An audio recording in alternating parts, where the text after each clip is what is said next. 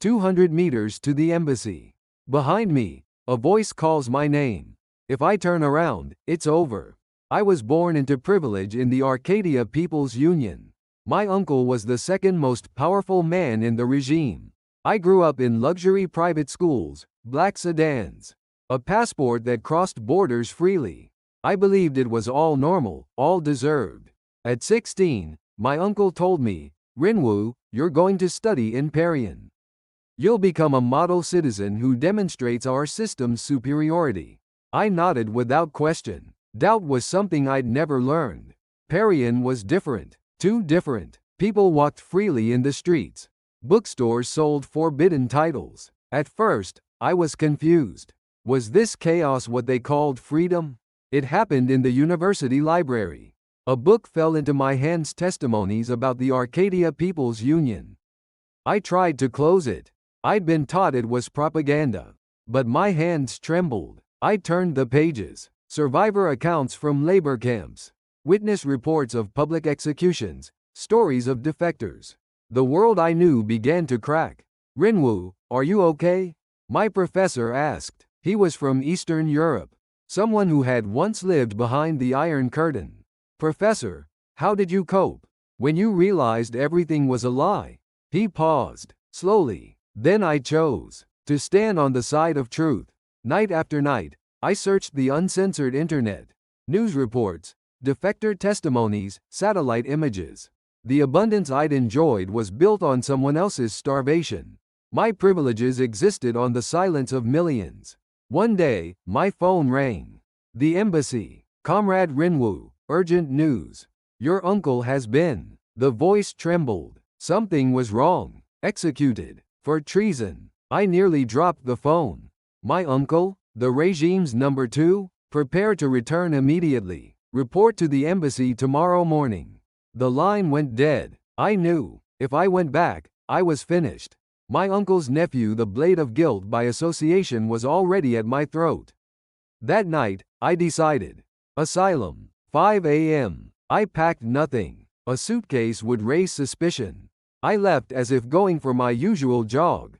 2 embassy staff stood outside my apartment. Watchers. Gray bureau agents. "Comrade Rinwu, where are you going?" "Exercise. I do it every day. Today, we'll accompany you." I smiled and nodded. "Let me use the bathroom first." I pretended to return to the apartment, then slipped out the back door. I ran down the emergency stairs. My heart felt like it would explode. I reached the street. Dawn in Parian was still dark.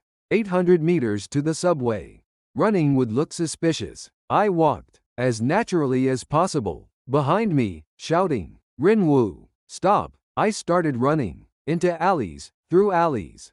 Footsteps chased me. The subway entrance appeared. I flew down the stairs, vaulted the turnstile, onto the platform. A train was closing its doors. I threw myself inside. The doors shut. Through the window, I saw an agent descending the stairs. The train pulled away. No time for relief. They'd board at the next station. They'd radioed ahead. I got off at the second station. Crossed to the opposite platform. Boarded again. Got off at the third station. Transfer again. I emerged above ground. Morning rush hour. I merged into the crowd. One more block. A square appeared. Protesters had gathered. A labor demonstration. Perfect. I pushed into the crowd. Freedom. Justice. People chanted slogans. I held my breath among them. In the distance, 2 men in gray coats scanned the square. I waited like that for an hour. The protesters began to move. A march. I moved with them. We traveled 3 blocks. I slipped into an alley. 1 kilometer to my destination. My feet ached. I was gasping for breath. But I couldn't stop. I entered a coffee shop. Sat by the window, watching outside. I turned on my phone. Texted my professor. "I'm seeking asylum. Please help." A reply came. "Western Embassy. As fast as possible. I'll make contact." I drank the coffee in 1 gulp. Back to the street. 500 meters to the embassy district. I chose the alleys. Main streets were too dangerous. I walked the narrow paths. Garbage bin smells, Cat cries.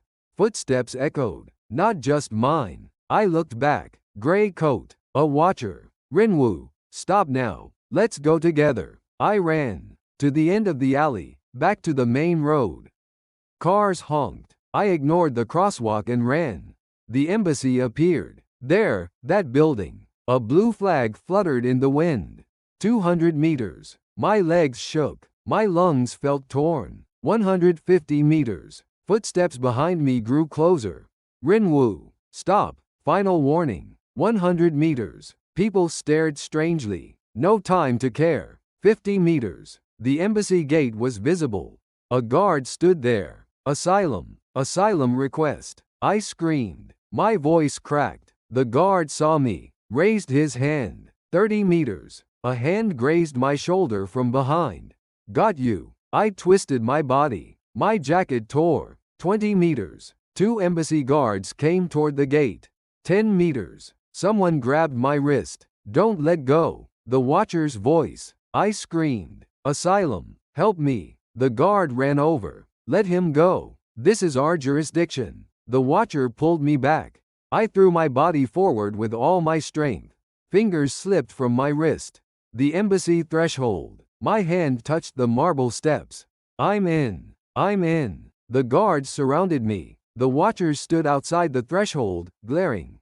Rinwoo, you're a traitor. Your family is finished too. Those words pierced my heart. 2 years later, a miracle happened. My younger brother escaped and found me. Brother, because you survived, I could have hope. We held each other and cried. Freedom isn't light. It's heavy. The weight of responsibility, of memory, of survival. But when there are hands to share the weight, we can walk forward.